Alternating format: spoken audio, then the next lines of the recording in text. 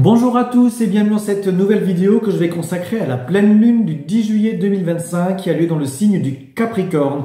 Alors vous le savez, la pleine lune c'est le moment de culmination du cycle lunaire qui, je vous le rappelle, a commencé dans le signe du Cancer. Et là nous sommes maintenant en pleine lune Capricorne. Donc le soleil lui est en Cancer et fait donc une opposition à la lune qui elle-même est donc en Capricorne, point culminant, et donc la promesse en quelque sorte de la réalisation de ce qui a été commencé, débuté, mis en œuvre dans le signe du Cancer. Je vous rappelle que le Cancer représente l'origine, la matrice, le foyer, la famille, la nation, les émotions, l'intuition, le besoin de sécurité intérieure, qui nous sommes, l'ancrage personnel, et que le Capricorne, lui, représente l'objectif, les responsabilités, la vie publique, la carrière, la réputation, la lucidité.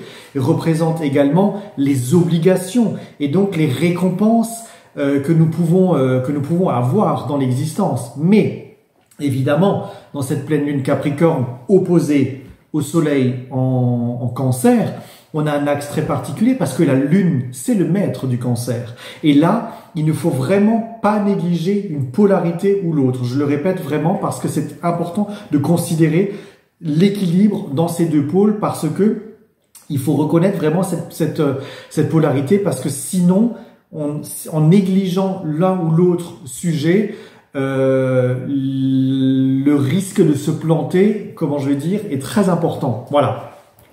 Cette lune consiste vraiment à trouver un équilibre entre l'engagement envers notre carrière, notre responsabilité, nos objectifs, et la famille, le foyer, le besoin de sécurité intérieure. Ce qui a été construit à l'intérieur de nous, c'est le moment où l'énergie du cosmos exige que nous la laissions sortir, qu'on ne puissions la faire s'exprimer. Au cours des 2 prochaines semaines, nous allons découvrir ce que cela signifie pour nous, en quelque sorte. On ne peut pas s'asseoir sur nos sentiments en voulant atteindre des objectifs. On ne peut pas juste vouloir atteindre des objectifs en négligeant ce qui nous sécurise à l'intérieur de nous. Vous comprenez la tendance évidemment que je cherche à vous faire comprendre là. C'est l'occasion de réfléchir à la façon dont nous considérons ce qui nous est important.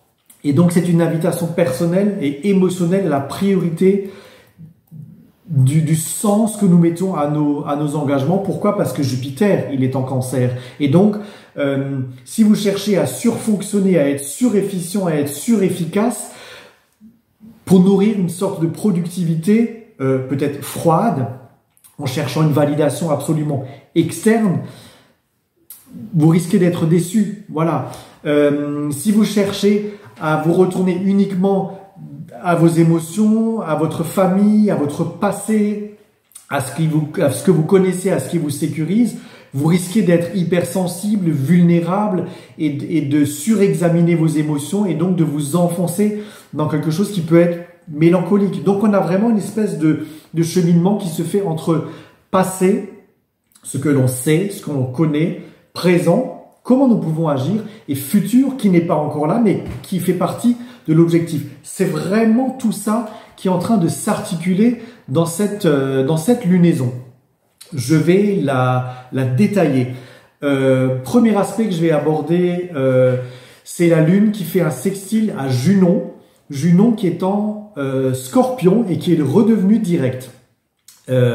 Junon en Scorpion, Junon c'est les idéaux, c'est les associations, c'est les partenariats, c'est le besoin de s'unir à l'autre, de fusionner à l'autre par le mariage par exemple. Donc on peut avoir de très grandes célébrations émotionnelles par exemple. Vous allez me dire c'est l'été, je vous invente rien, mais évidemment, mais ça prouve que c'est un cœur de saison et c'est peut-être pas par hasard qu'il y a plus de mariages pendant l'été. Voilà, tout simplement. Mais ce sextile à Junon, il vous invite également à avoir des liens fusionnels aux autres, des liens vrais, des liens authentiques, des liens que vous partagez avec les autres dans la vérité des émotions. Et donc, d'aller creuser ces émotions presque, j'ai envie de dire, en profondeur. Pourquoi? Parce que la Lune et Junon font également un aspect à la Lune noire qui, elle, est également en Scorpion. Junon est conjonction Lune noire, on va le dire comme ça, et la Lune fait un sextile à la Lune noire en Scorpion. Donc ça veut dire que il peut y avoir là-dedans des grandes révélations, des grandes effusions émotionnelles, des très grandes déclarations, par exemple, émotionnelles, mais ça peut aussi être des choses que vous apprenez d'un contexte familial, d'un contexte amoureux, d'un contexte amical, pourquoi pas de façon plus large. Quoi qu'il en soit, vous pouvez apprendre des choses. Alors, apprendre des choses positivement, évidemment, qui vont faire évoluer les choses, mais vous pourriez aussi peut-être apprendre quelque chose qui est dérangeant, parce que la lune noire en Scorpion, elle peut faire sortir de derrière les fagots des choses qui vous avaient été dissimulées, par exemple. Donc, ces révélations qui sont portées à la lumière vont vous permettre de poser, dans votre ressenti, comment agir et comment passer à la responsabilité en fonction de ce que vous avez appris, puisque la lune, elle est en Capricorne, je vous le rappelle, et la lune en Capricorne, elle peut être froide, lucide, elle va permettre de trancher les choses, parfois avec une absence d'émotion, mais finalement, cette lune en Capricorne peut vous aider à ne pas rentrer dans quelque chose qui fait que vous pourriez peut-être être, accaparé par quelque chose que vous apprenez, par une annonce qu'on vous fait, par quelque chose qu'on vous dit. Vous le prenez, effectivement, on peut le prendre, mais la lune en Capricorne, elle a une capacité à prendre de la distance avec ses émotions et à être très lucide. Et justement, c'est ce qui peut aider à prendre des décisions en toute lucidité. Donc, quel que soit le contexte que vous vivez, ça peut vous aider à poser des décisions plus claires. Voilà. Cet aspect sextile Junon, lune noire, lune, peut également vous mener à faire de bonnes affaires, peut-être. Si vous êtes dans du business, il faut quand même tenir compte d'un facteur important, c'est que ça ne peut pas vous rapporter qu'à vous. C'est-à-dire que si vous avez un objectif qui est uniquement l'enrichissement personnel, le besoin de sécurisation personnelle, en arnaquant quelqu'un d'autre dans une affaire, dans un business, il est clair que ça finira par se retourner contre vous, on est d'accord. Il faut que l'échange soit gagnant-gagnant. Il faut que chacun, dans une affaire, puisse se mettre en sécurité. Que chacun, dans une relation, puisse être en sécurité. Que chacun, dans une vérité qui a été exprimée, peut être libératrice pour un et conscientiser quelque chose pour l'autre. Vous voyez, on est vraiment dans cette tendance-là, dans cet échange authentique, vrai, de la pureté des émotions à cause de l'exigence de la lune noire en Scorpion et de l'exigence de Junon en Scorpion. Autre aspect intéressant, c'est la lune qui fait un carré à Cérès. Alors c'est un peu plus contraignant parce que c'est forcément moins fluide un carré, ça vous met au défi de quelque chose et c'est Cérès, il est en bélier et donc il vous dit qu'il faut continuer à actionner les choses, qu'il faut continuer à nourrir ce qui vous intéresse, qu'il faut continuer à persévérer dans certaines choses pour pouvoir en récolter quelque chose, pour pouvoir nourrir quelque chose à l'intérieur de vous-même. Donc même si vous êtes sur des choses qui peuvent vous sembler pénibles, qui vous obligent à vous battre pour certaines convictions, ne lâchez peut-être pas l'affaire parce que ça peut vous aider vraiment à finalement obtenir au final ce que vous avez besoin d'obtenir. Je vais parler maintenant de Saturne, évidemment, parce que Saturne, c'est le maître du Capricorne. Et la Lune, évidemment, elle est en pleine, culmination dans ce signe. Donc, Saturne, lui, il est en Bélier. En Bélier, il nous dit de persévérer dans les efforts. Vous voyez, ça répète ce que vous disiez Cérès et en carré à la Lune. Saturne en Bélier vous dit de continuer vos efforts, de continuer à les structurer, de continuer à produire le but de l'avancement. Saturne va également vous permettre, de régler votre rapport au passé, parce qu'il vous dit que le passé est une structure qui est existante, sur laquelle on peut se reposer parce que ça donne des bases, mais que ces bases-là peuvent également être réinventées et qu'elles peuvent également être propulsées autrement dans une autre dynamique que vous êtes capable de lui redonner. Pourquoi? Parce que Saturne est en conjonction à Neptune et Neptune représente nos idéaux, nos rêves, les désirs, les espoirs que nous voulons atteindre. Et Saturne en conjonction à Neptune, qui vient tout juste d'être rétrograde, vous donne la capacité de réanalyser certains contextes, de réimaginer certains contextes. Donc peut-être que ça va vous permettre de trouver une autre recette dans votre façon d'avancer, de trouver d'autres ingrédients peut-être pour pouvoir faire avancer ce que vous avez besoin de produire. Et donc, par là même, de pouvoir finir par récolter et avancer sur un chemin d'évolution, de croissance intérieure, de croissance spirituelle, de croissance personnelle, pour aller conduire à l'objectif tellement rêvé, j'ai envie de dire, à la conclusion de l'objectif tellement rêvé. Saturne, c'est également le karma. Et donc là, on est en rapport au passé. Donc Saturne vous dit d'analyser certainement quelque chose que vous aviez fait, pesé, posé à une certaine époque. Et peut-être que là, on va avoir un ingrédient différemment qui va être donné. Pourquoi? Parce que Saturne et Neptune sont en sextile avec Pluton qui lui-même est rétrograde en Verseau. Et là, ça vous dit de vous réinventer. C'est pour ça que je parle de réinvention et d'autres méthodes. Parce que Pluton en Verseau, il vous dit que les anciens formats ne sont peut-être plus d'actualité, que les anciennes méthodes, les anciennes façons de faire ne sont plus d'actualité, que certaines choses sont obsolètes aujourd'hui et que vous avez le droit de les quitter. Et donc que vous avez le droit d'avancer vers un futur qui n'existe pas encore, mais que vous avez le droit d'imaginer, de créer, de commencer à structurer autrement. Peut-être que pour certains, ça peut aussi être la période où un déblocage va se faire. Ça peut aussi permettre l'évolution vers d'autres modes de pensée et d'autres modes d'imagination dans lesquels vous allez vous autoriser enfin à être beaucoup plus libre avec vous-même, vous autoriser enfin à créer une nouvelle forme de sécurité pour quitter des contextes qui ne le sont pas, par exemple, et donc vous permettre de vous projeter vers autre chose. Pourquoi? Encore une fois, parce que Neptune et Saturne forment également un sextile à Uranus qui lui vient de rentrer en Gémeaux. Et en Gémeaux, ça veut dire que vous avez le droit de réfléchir autrement, de penser autrement, de vous ouvrir à d'autres principes, de communiquer les choses différemment. Donc, je fais un parallèle à ce que je vous ai dit tout au début. Peut-être que vous allez apprendre des choses qui sont dérangeantes. Peut-être que vous allez apprendre des vérités qui vont vous fracasser.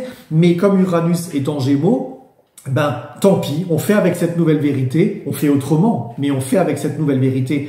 À vous d'acter si cela vous convient ou si cela ne vous convient pas. À vous de prendre en conscience ou en charge émotionnelle intérieure si vous en prenez la responsabilité de continuer en fonction des nouveaux facteurs que vous avez ou si vous prenez le choix d'oser vous libérer de quelque chose qui finalement ne vous convient plus. Donc ça peut vraiment vous faire également quitter des contextes qui ne sont plus harmonieux pour vous, qui ne sont plus sécurisants pour vous, ou qui ne permettent pas d'atteindre les objectifs intérieurs ou extérieurs que vous vous étiez fixés. Encore plus important, c'est que Pluton fait un trigone à Uranus, et que Pluton fait un trigone à Vénus, qui elle-même est en Gémeaux. Et donc là, ça nous fait un triangle dans la carte du ciel, un triangle qui est plutôt optimiste, parce que ça veut dire que nous sommes capables de nous ouvrir à autre chose, nous sommes capables de nous ouvrir au changement, capables de nous ouvrir à un autre mode de pensée, à une autre manière de fonctionner, à une autre manière de considérer nos liens, nos relations, ce qui nous est important. Et donc, ça va nous permettre de réinventer, de révolutionner à l'intérieur de nous-mêmes notre façon d'avancer, notre façon de produire qui nous sommes pour aller à nos objectifs. Je vous rappelle, la Lune est en Capricorne. La Lune, elle a besoin de responsabiliser les décisions qu'elle prend. La Lune, elle a besoin d'être lucide avec les choses qu'elle entreprend pour aller atteindre les objectifs, pour prendre des responsabilités. Donc, si vous prenez la responsabilité d'une famille, il faut que vous le fassiez en connaissance de cause. Si vous prenez la responsabilité d'une entreprise, par exemple, il faut que vous le fassiez en connaissance de cause. Il ne faut pas le faire à la légère. Et en fait, cette Lune va vous donner l'exigence concrète, matérielle, structurelle pour pouvoir faire les choses, tout en résonance émotionnelle, j'ai envie de le dire, parce que ça reste la Lune, et que dans le signe de la Lune, nous avons le Soleil et nous avons Jupiter, qui sont des principes de volonté personnelle. On veut aller accéder à ça par le Soleil, mais d'expansion et de croissance jupitérienne, sociale, professionnelle, publique évidemment, mais il faut que ça ait du sens. Et c'est pour ça que je remets très souvent cette notion du sens, parce que Jupiter nous dit qu'il y a du sens à donner à tout ça. Et pourquoi je vous parle de Jupiter maintenant? Parce que Jupiter fait également un aspect à la Lune Noire, à Junon et à Vesta qui sont en Scorpion, que j'ai évoqué tout au début. Mais c'est évident que si vous ne faites les choses que dans un principe personnel égoïste, ça n'ira pas. C'est pour ça que je répète cette tendance, parce que Jupiter veut donner du sens à tout ça. Il peut pas juste croître, lui, tout seul dans son coin. Il veut s'expanser lui-même, évidemment, pour accroître sa sécurité, pour accroître sa dimension spirituelle, pour accroître une famille, pour faire grandir un projet, pour faire manifester dans l'existence quelque chose qui vous est important dans votre cœur, dans votre âme, j'ai envie de dire. Mais si ça n'est pas fait en vérité émotionnelle, si ça n'est pas fait en authenticité avec les autres, si ça n'est pas fait en connaissance de cause, si ce n'est pas fait en bienveillance avec une forme de globalité qui vous entoure, ça ne pourra pas prendre corps, ça ne pourra pas prendre racine, parce que faire enraciner une plante, je vais prendre cet exemple-là, dans de l'air, ça marche pas. Vous serez obligé de vaporiser les racines en permanence et puis vous serez obligé d'appuyer sur le pchit en permanence pour continuer à nourrir ça. Non, il faut lui donner un terreau, il faut lui donner une base, il faut lui donner une substance, il faut lui donner du corps. Et là-dedans, la plante, elle pourra se développer. Vous voyez cette petite analogie que je vous fais, elle va peut-être vous résonner autrement que par l'explication purement astrologique. Ce qui est important de comprendre dans cette lune, c'est que même si on a des objectifs, on ne peut pas le dissocier de la notion fondamentale et émotionnelle qu'il peut y avoir dedans. Donc, toutes les histoires de couple qui sont à traiter pendant cette phase-là, elles vont passer par un point crucial. Si ça nourrit, ça va être bon. Si ça nourrit pas, ça va forcément conduire au clash.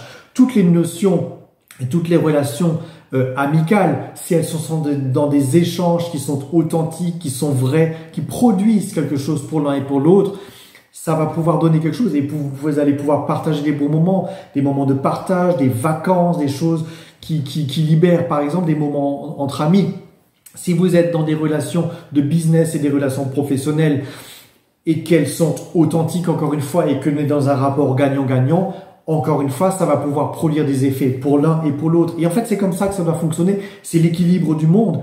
Et par définition, Saturne, le maître du karma, donne toujours des conséquences aux actes que nous posons. Si nous posons un acte qui est négatif, vous vous doutez bien que la conséquence et que la récolte qui va nous arriver, elle peut être positive un temps, mais elle va produire quelque chose et un effet de boomerang forcément à un moment donné. Et le maître du karma, il tranche. Il y a pas d'effet sans conséquence. Et c'est ça ce que ça nous apprend. Et c'est pour ça qu'on ne peut pas dissocier le passé du présent du futur, parce que toutes choses que nous posons dans l'existence, elles ont un sens karmique et puis elles ont un sens humain, évidemment, dans l'expérience que nous faisons sur cette terre pendant cette courte vie, finalement, puisque notre âme, elle vit éternellement, par définition. C'est une énergie. Mais le karma, lui, il produit de vie en vie quelque chose. Et nous sommes à un point très particulier de cette astrologie, puisque Saturne va commencer sa rétrogradation d'ici quelques jours. C'est pour ça que je vous parle tellement du karma, parce que les décisions que nous allons prendre pendant cette pleine lune, elles vont avoir des conséquences sur le temps, puisque Saturne, Chronos, le maître du temps, il nous engage toujours dans quelque chose qui est important et qui est à visée temporelle longue. Donc, faites attention dans les choses dans lesquelles vous vous engagez autrement. Prenez vos responsabilités émotionnelles, mais en vérité émotionnelles. Prenez des engagements matériels, mais en connaissance de cause et en responsabilité des conséquences que ça va avoir. Prenez des responsabilités amicales, prenez des responsabilités familiales. Engagez-vous, oui, faites-le correctement et faites-le avec vérité et authenticité intérieure. Voilà, c'est vraiment ça la clé de cette pleine lune en Capricorne, qui, dans une analyse basique, peut vous dire « Allez, je fonce, je vais atteindre mes objectifs ».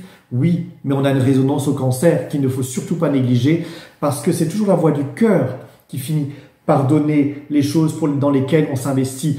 Et Saturne, le maître du karma, viendra toujours nous rattraper là où nous n'aurons pas fait les choses correctement avec la voix de l'âme qui cherche à se purifier tout au cours d'une existence, puisqu'elle l'apprend au fur et à mesure de ses expériences. C'est ça qui se cache en sous-marin dans cette pleine lune, à cause de Saturne et à cause de la lune noire, parce qu'on ne peut pas négliger les pendants uniquement karmiques, uniquement émotionnels, uniquement objectifs, uniquement intérieurs. Il faut que tout cet ensemble soit extrêmement équilibré. Et ça va vraiment être l'exigence de cette pleine lune. Donc je vous le dis tout de suite, elle va pas être facile, parce qu'elle va vous réveiller dans la nuit en vous rappelant à certaines vérités émotionnelles, en vous rappelant le sens que vous voulez donner à certaines choses, et parfois en vous faisant peur, en vous disant « Oh là là, vers ça, je peux pas aller, parce qu'en fait, ça ne me résonne pas. » Et Et ce réveil, cette conscientisation, cette lucidité peut vous aider à ne pas faire un mauvais choix, finalement. Ça peut vous éviter l'écueil du mauvais choix. Et vous pourrez remercier cette pleine lune d'avoir éclairé quelque chose, parce que la pleine lune, elle éclaire, évidemment. Elle est en opposition au soleil, donc elle est éclairée par le soleil. Et la lune, elle renvoie la lumière du soleil. Donc elle nous renvoie à qui nous sommes, elle nous renvoie à nos vérités, elle nous renvoie à nos confrontations émotionnelles. Et c'est ça qui va vous aider à décider en vérité émotionnelle intérieure. Et c'est là que ça peut vous éviter de prendre des mauvaises décisions. Voilà pour l'analyse de cette pleine lune en Capricorne. Évidemment, c'est une tendance très générale. Il faut l'appliquer à votre thème pour comprendre ce que ça vient produire dans votre vie et quels sujets vont être mis en lumière et dans quel domaine il faudra décider ou ne pas décider, dans quel domaine il faudra vous engager ou ne pas le faire par préservation intérieure, personnelle intérieure. Mais voilà, ça évidemment, c'est propre à votre thème et à votre destinée et à votre karma, évidemment, parce qu'on a cette notion du karma dans cette lune qui est très fortement exprimée comme je l'ai fait pendant cette analyse. Voilà, si vous avez besoin d'en savoir plus, évidemment, je reste à votre disposition. Et puis, je vous souhaite une bonne pleine lune et je vous dis à très bientôt pour une nouvelle analyse ou pour la météo astro. Bonne journée à tous, bonne pleine lune à tous.